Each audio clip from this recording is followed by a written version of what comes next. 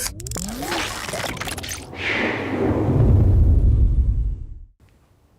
think we are all here. Maybe somebody will pop in the door and have a seat, but thank you so much for coming up here. I've been to many conferences, and the worst thing you can get is a sales guy. I'm glad to say I'm not a sales guy. On certain people I appear like a sales guy, but I promise you this is not to be a sales presentation. We have this beautiful bridge in Keepit that we keep reminding ourselves about, is that we all need to transform. We all need to use the modern tools. We all need to be agile. We all need to go faster than yesterday and tomorrow even faster than today. It's a never-ending story. The bridge for Keepit depicts the fact that we want to make sure that people take these transformational journeys in a safe way. We keep you from popping into the water. That's one good thing. But actually trying to protect the data that we put into these transformational journeys. How many of you are using Office 365 in your organization? Okay, that's sort of 80%. That's good. And that's the fear we see, is that we put all this data into a software application that somebody else is running. So we're actually removing the responsibility. Most of us would just like that Microsoft came with a clear-cut contract saying, don't worry, we will take care of it if we lose the data. But they're not that stupid. That's why they're the most valuable company in the world, is that they have managed to exclude themselves from that guarantee. So we try to come in and help on the data angle, make sure that all the data that you and your colleagues are producing every day are kept safe and can be recovered. So that's the mission of Keepit, is to make sure that we have that data. And make sure you as a company will not just say, oh shit, we lost that, let's move on. Because we have two big assets in our companies. We have people. It's very difficult to back up people, but the data part we can back up and make sure that people feel confident that the work that they produce is actually kept safe from any of the discouraging events that we see in Microsoft. Just today we saw another effect on Office 365 being exposing itself because it's a software solution. Of course, errors will happen there. So we need to take care of the data. We need to understand that Microsoft is not going to take the full responsibility. We have a shared responsibility. So who better to talk about the thinking going behind when moving to Office 365 than a real customer? And we have a very dear customer of ours, Oxford University Innovation Lab. It's actually I call it the venture fund of Oxford University, building out a lot of interesting companies. I think one of the most valuable one was $170 million pounds in valuation. So a lot of students can actually live of that proceeds that Oxford University is actually producing through this professional arm. So Lasse, I'm very happy that you're here and to talk about the journey that you took and some of the decisions about the data that you put into the cloud and how you see Keepit fit that purpose. And please, Lasse can take all the time. I don't need to show you all the different salesy slides because we can always meet at the booth and talk a bit about more how Keepit fits your needs, if that's what you'd like. So please, Lasse, and do me a favor, ask all the questions you want to Lasse. Yes, yeah. Thanks very much. Right, all in the pocket. Very smart. That clicker, well that's useful. Right, so thank you very much for coming, guys. I'm here as a real life user, IT manager. I'll tell you a little bit about what we do. I will show you some screenshots I've taken from our use of Keepit, so it's real data, it's our data. And I'm happy to explain to you why I selected Keepit and our background. And then, Q&As after that for sure. And also if there's something in between, just put your hand up and shout. But there's definitely opportunity afterwards. So first of all, I'm from this. This is Oxford University Innovation Limited. It's a limited company, 100% owned by Oxford University. The reason we are a limited company is kind of to protect the university in case of lawsuits and that kind of stuff. What we do is we deal with all the IP. So somebody makes some kind of cancer drug or a really clever mousetrap, we might patent it. That's something we use called tech transfer managers, so they work together with academia. So in our neck of the woods, I got about 60 people that got multiple doctor's degrees in goodness knows what, because they have to deal with everything the university deals with and need to be able to understand that and help to transform that into a patent, for example. And if it's really good, then we might create a spin-out company. And we put that together with some investment, and we find a CEO and so on, because the person that maybe have invented something might not be the best person to do those things. And so we spin out companies, and it sort of helps the British economy for sure. That's the vision, and you can see there's everything there from self-driving cars to goodness knows what else.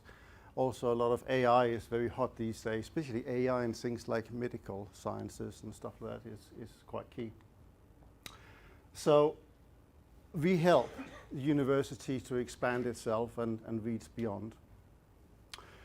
We also help university academia to go out and do contracts with other companies, either as expert witnesses, for example, or it could be that they go and help do a specific discovery together with a company somewhere. So we deal with all the contracts, make sure that when they go out, they have a good contract in their hand and they can do it nice and proper. And as Paul has mentioned, you know, the university, when we do a spin-out company, does have a stake in that spin-out company, the initial seed funds, and now and then we get a reasonable bonus of return, even if there is multiple seed funds after that and investments and so on. This is me. I became old at some point, and I have some experience behind me. I've worked for various companies. I've done my fair share of backups, disaster recovery, whether it was Novell NetWare or NT servers. I have been in data centers or disaster recovery centers with a stack of tapes and some bare metal servers and had to get a bank up and running in 24 hours. Otherwise, the FSA would close you down. So, been there, done that. So I thought, Keepit, yeah, what would you like to know? And so I thought, well, the best way to describe that to you is really, if I was new to Keepit, what would I want to know, right? What made me think about that? So a little bit of history about how we sort of came to, or I came to search about Keepit was about maybe 2 years, maybe a little bit longer ago. I was there on premise with an Exchange 2010 servers, some SharePoint servers, file servers, the usual run-of-the-mill stuff, getting a little bit tired. Now, if you're only the one man in the company, and I have one other guy helping me along, the bottleneck sort of becomes you, because upgrading to a new version of Exchange, putting in new SharePoint, putting in new X, Y, and Z, that's all quite big projects. And it doesn't really matter if you do it for 10 people, 50 people, or 200 people. The kind of the work effort in kind of test systems and live systems and UAT and all the rest of it is kind of the same. So in this modern day, if you want to spend time as an IT manager adding value to people rather than just give them the next version of Word and Excel and PowerPoint, you kind of need to free yourself a little bit from that. So moving into a platform like Office 365 does have a lot of great appeal. It also have a great appeal because all the nice doctors I have, they are researchers by heart, and if their solution on premise that doesn't quite meet their needs, trust me, they are some of the best people to go and find shadow IT. All right, they really know how to go and get it. So we had Slack, we had Dropbox, we had Trello boards, you name it. So what do you do as an IT man? You say, well, that's all very good and well, but I don't know if somebody, Joe Blocks, opened up a Trello board, or where they put something in a Dropbox. I kind of want to make sure that I have that data. So I want a cloud that I can control, and that has a lot of those features. And Office 365, the Teams, OneDrive, etc., has that kind of functionality. It does leave another issue for you guys, and that is data is no longer just on your file server. It's no longer just on Exchange. It's in a conversation somewhere in Teams, or all those kind of places that people just put data, because that's what they do. Anyway, let's start with the hardcore stuff. Going out looking for a backup solution, Keepit was one of the few companies at the time that could actually back up most of what Office 365 does. So not just the Exchange server, but also SharePoint. That was crucial. And really, although I started up with SharePoint, and we have a lot of SharePoint sites, I've got over 16,000 SharePoint sites in my little cloud, although I only have about 100 people in the office. But we use a sub-site for every single project invention we do, because you never know the amount of data that pumps into them. Things like Teams became really prevalent as well, so you need something that can back up the lot. But due diligence is where I start off, because I needed to know that, yes, and you can look at the nice brochures and it'll say on the back something about ISO 27002, and that's correct. That is the data centers.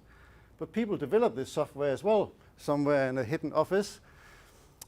So I needed to know that they were okay. So I went to my security team, and we do have a security team within the university, and said, right, give me the questionnaire. I've done those before myself in another company, so I know what it's like to fill out 300 questions about ISO 27001. There might be one or two people out here that has done the same, and if you have, I feel for you. I know what it's like. But we took them through the mill. It took a little bit of time going front and back to validate that we were happy with the security.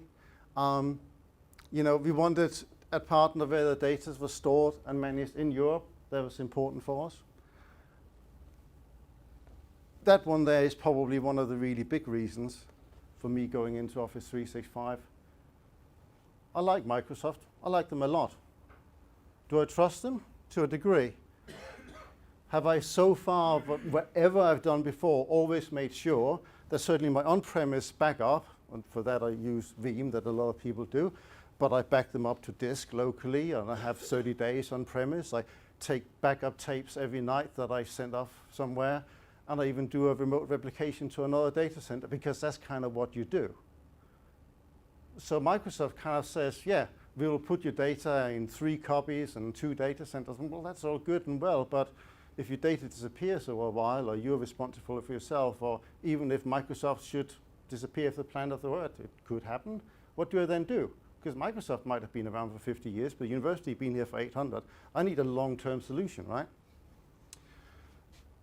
We also made sure we scrutinized the contract a little bit, and for that, it was okay. I was in the right neighborhood, because I had 60 people that do that all day. So that we could handle, and I had enough lawyers to do that. Right. Our needs for data retention are a little bit different. Because we deal with patents, they typically last for 20 years. They can be attacked 12 years after that, and plus another year just for good measure. So I need something where I can have retention for 33 years. And quite often, the tech transfer manager that did the initial deal will not be the one that deals with the patent at its end of the lifetime, right? There's a long period of time. And the easiest way to copy something that is patented is actually to attack the patent itself. That sort of makes sense, right? If I made something that's really good, well, if I can say it's not really a patent at all, bingo, I can copy it. Initial email exchanges, conversations of every form is often what is gone back to be looked at in those kind of cases. So I need to capture that really early communication between people. And yes, there is forms and IP, this, that, and the other, that deals with that as well. But that's important, we need it. And Keepit was one of the companies that said, yeah, you want 33 years, we'll give you 35. And I said, that works for me. So how long did it take to install Keepit? Well, that was actually really quick. It literally just took about 5 minutes. You create a global admin account, you link to Keepit. That's it, guys. Compared to any other backup solution I've ever done out there, that's got to be the easiest one.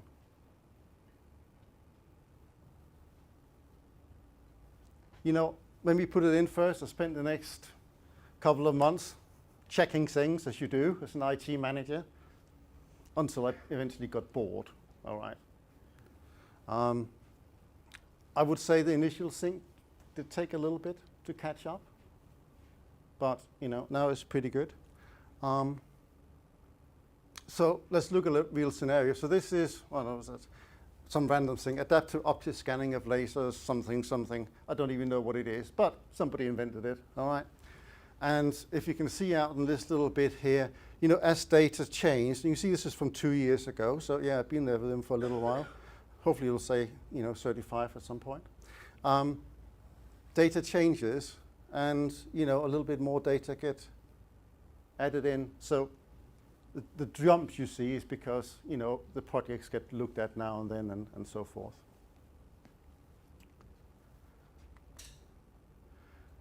I'm running a project at the moment, and we're using Microsoft Teams for that. We're an external partner. So I went in and said, okay, I'll have a little look at that. So things like conversations we had, they're there. And if I look at, you know, when did they get backed up, you can see it's pretty much just every day they get backed up. Am I too worried about the every day? Some of you may be, not me. I know that, you know, recycling bins and stuff like that. It's more like later down the line, I need to know there's a backup. And if that's done with every 1 day, every 2 days, you know, for anybody that used to do backups back in the day where you had the grandfather principle, you know, one every day and once every week and once every month and stuff like that, going back to the 1 day scenario 2 years ago, it's pretty damn good. Yeah, it's pretty damn good. Okay, let's have a little look at a real event, and we had 1 or 2, but you know, I might have clever people that has a reasonable level of IQ, but they are still human. Project manager syncs a SharePoint document library, like the one I showed a couple of slides ago. You know, project lives in his laptop and is useful for access and all that kind of stuff. But eventually, he deleted to free up space. But the guys will know he didn't do the thing of unsyncing first. So what does the computer do? Well, it deletes all the files in the library online. And we didn't find out before after about 13 months. At that time, it's no longer in the recycling bin, and it's no longer in the admin recycling bin. The data was gone, and the only thing I could see when I looked in the library was a few spares folders and a few files that somehow hadn't been deleted. I'm into Keepit. I started looking down, and you could see a few kilobytes of data was backed up, and all of a sudden it was like 33 megabytes. Well, clicked on that, clicked download, got a zip file. Through the zip file, drop and drag, and I had my files back. That was probably $1 million worth of data or something like that. Now, I probably had a handful of restores I have used Keepit for the last couple of years. That's the one I know about. Yeah. There's quite possibly a few out there that I don't know about yet, but that's kind of okay. And that's really one of the main reasons why you need something like a Keepit solution. So to summarize a little bit here, you know, a cloud-to-cloud backup to a different supplier and location. You know, you need to get outside. If you're with Google, get out of the Google cloud. If you're in Microsoft, get out of that. Put the data somewhere else that you feel is safe enough so you have it. Just in case that users do something silly. I mean, you probably can get longer retention periods. You can do legal hold on documents in the Microsoft cloud and all those kind of stuff, all well and good. But, you know, should have one day not be able to access the Microsoft data center, being able to go into Keepit, find the file and click download and get a zip file with my data onto my local laptop is just useful. Yeah, and I wouldn't really have wanted to go in to a cloud solution without having some way of backing it up.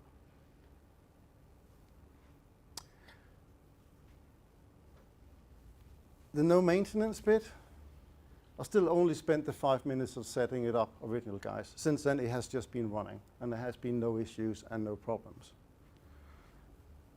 only done a handful of restores, done a bit more checking, but you know, it has all the bits and pieces there. After I think the initial months or so, that everyday backup that you've seen in some of what I have shown was there, and it's been working ever since.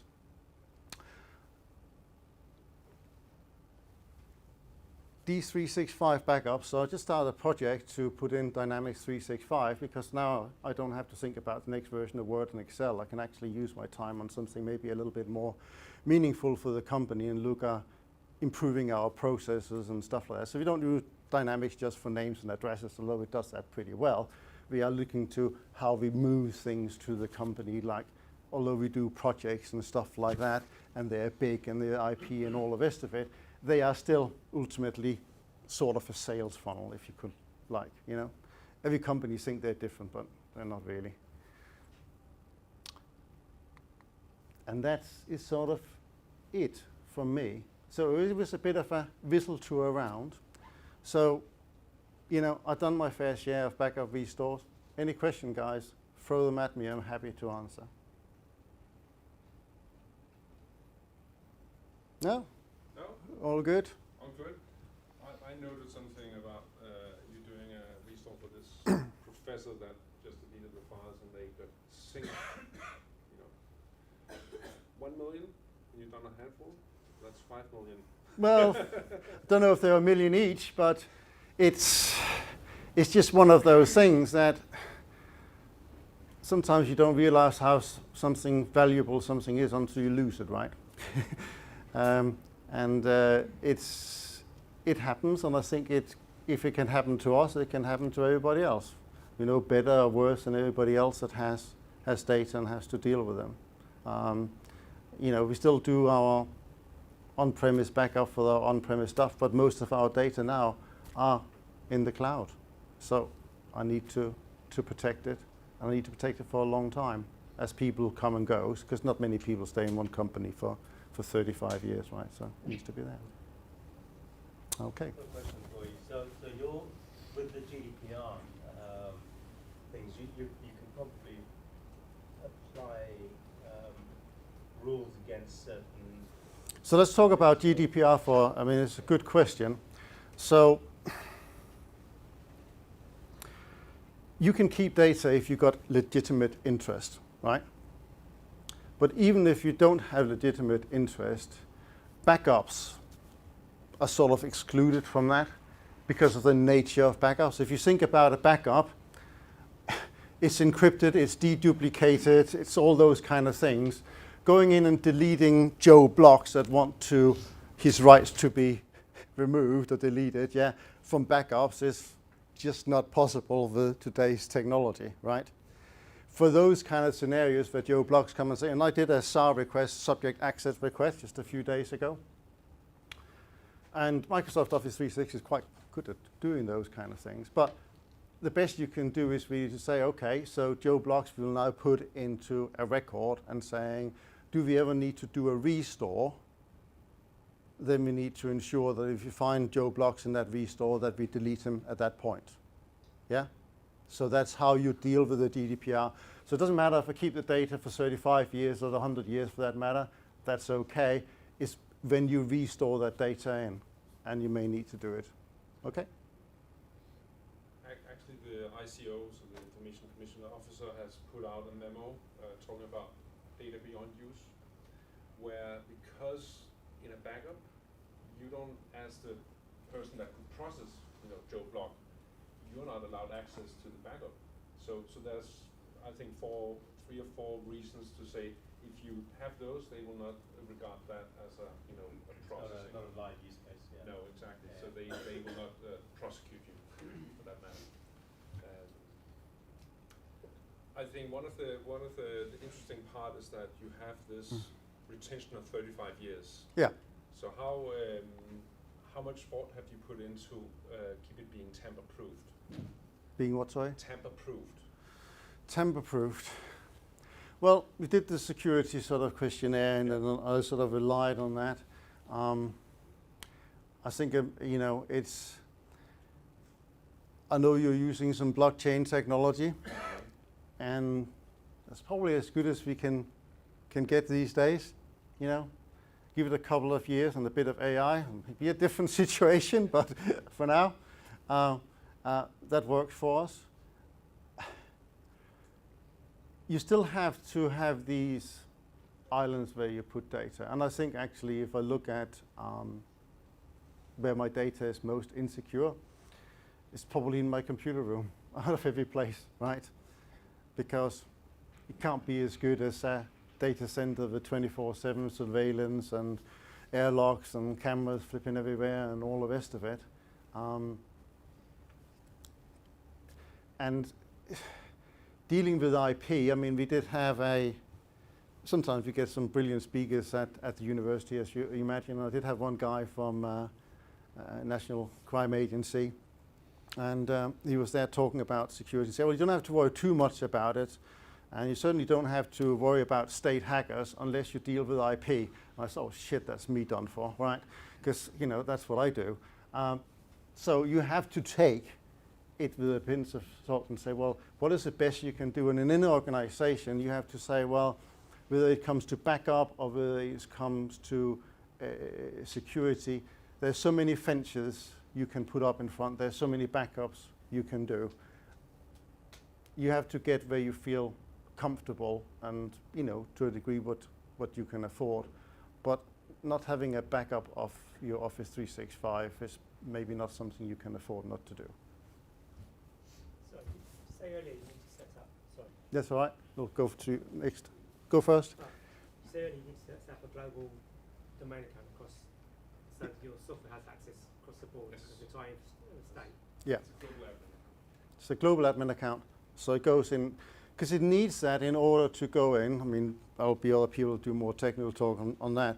But essentially, you know, when I have another Microsoft Teams site, it takes a day or something like that, and there's another little person popping up in the members list, and that's my Office 365 Keepit account that binds itself into that to ensure that it can scrape everything up. So as you add to your estate, you create new SharePoint sites, and you probably create about 20 SharePoint sites a week or something like that.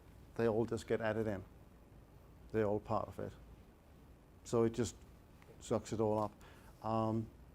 Sort of part of the beta trial of Dynamics 365 backups, because there was another concern going into that, when perfectly these guys created a solution for it, and I installed it 3 days ago, and it's just been running, and it's gone in, and I had to give it a Dynamics license to the same account that I use, and the 4 Dynamics environments that I have are all in there. And you go in and you log in, and you get all the sort of the data from Dynamics. And those of you that know Dynamics will know it's really a database underneath a big database. And you go in and you look in this database, and I scroll down to companies, and I could see my list of companies in there. So that's good as well. And actually, at the moment, the Dynamics 365, Microsoft backs it up for 30 days. And if you want to do a restore, then really you have to take the whole restore into a new environment, and then you have to go in and pick out the data from there, you know, unless you want to overwrite the whole thing, but most likely you probably won't. Where here you can actually go in and find an initial line. So for example, if I find a company, you can restore that, and actually it will restore the associated contacts as well. It's a bit new technology, so check it out with the Keepit guys, but it looked pretty promising to me, and I certainly are happy about having a backup that goes beyond the 30 days.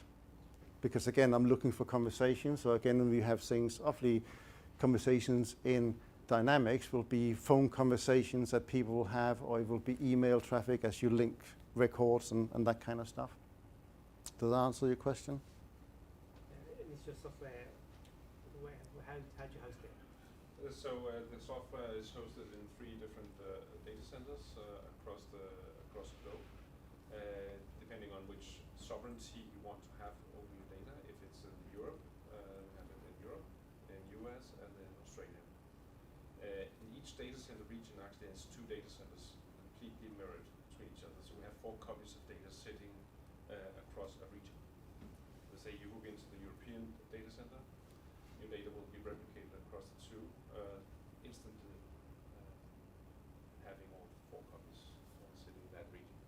we don't have any exchange of data across the users, not even the customer database is replicated. Right. Sorry, two questions.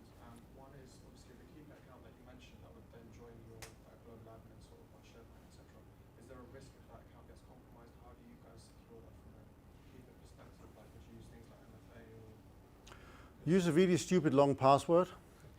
That's one thing. For the rest of my accounts, a lot of them, apart from sort of a what I call a break glass account that again is stupid long and only the CEO has it in a closed envelope in a safe somewhere. I use MFA on everything. Nothing's we discussed yet because it's sort of like lying in the background, but it's a good question. So it's probably something we should look at, putting an MFA on that. And the second one was going back to that real event project manager. So in that case, is he able to restore the backup himself, or would it be his IT department, or would you guys have to come in? We would have to come in. Well, we did come in because they just come to me and say, "We can't find my files. They used to be there. Where are they gone?" Right? That's a request you typically get. Would like an end user have like a direct contact to you, or like I'm just wondering like someone in marketing they've lost their files, they Yeah. have to rely on that backup. Where is the process of getting the data back? How does that work? They'll contact. I mean, we're a company of 80 located within a university of 40,000, right? But they will come to me and my friend and say, I lost this or that and I need it back, and we will facilitate the restore. The IT admins wouldn't have like a portal to restore the data back for the individual users themselves. No. Maybe I can answer that. Okay. As in the company that you guys outsource to, their own IT could not use your portal or your website or Yes. admin tool. Yes. So it comes with a role-based access. So if you have a support front support help desk, they can get access to certain functionalities. Maybe not be able to preview data, but they can help restoring. If it's more complicated and you need to preview data, then you can escalate it. So you can easily equip your first line support with those capabilities. One question, your charging structure, is it per user or Per seat. per seat? Yeah, so the license you pay for Microsoft. What? I was going to ask the same thing, how it's charged. Okay, yeah, per seat. So what you pay for Microsoft, that's how we try to sort of piggyback on that, design that. Retention period doesn't change that? You can choose the default 1 year of retention data. You can have less, and you can have more. You can have less is going for more. But that depends on how long more is that. Is that 5 years, 10 years? Then we have a small percentage that we add on to the seat price to cover that. So you don't have any questions about data storage and bringing your own storage into it. It's everything run as a service. We run out of Equinix data centers in the US and Australia. We're probably also setting up data centers in more locations when the demand comes. But right now in the European Union we have free transfer of data, so we have only one European data center. What are the charges for ingestion? No charges for either ingest or express data. So everything it's not like Azure or public cloud. Yeah, that's unusual. Other services like this, they charge for ingestion, and when you actually move away, they charge even more. No, we don't. We protect your data, and we want to be a long-term partner because that's how we do it. And as we talked about, the way we ensure the data stays uncompromised is that we have a blockchain mechanism ensuring that the digital fingerprint on all files and objects remains the same, and we can detect if they don't. Otherwise, I think you made backup sound very boring. It is. I've been running a hosting company for 20 years. Backup is the most boring thing in everything. That's why we have Kinder eggs at the booth. Come by, bring it home to kids, grandkids, etc. It's something to make the day a bit more sunny. Yeah. Thank you. Thank you very much, guys. And if you've got questions for me, feel free to hook me up on LinkedIn. Send me an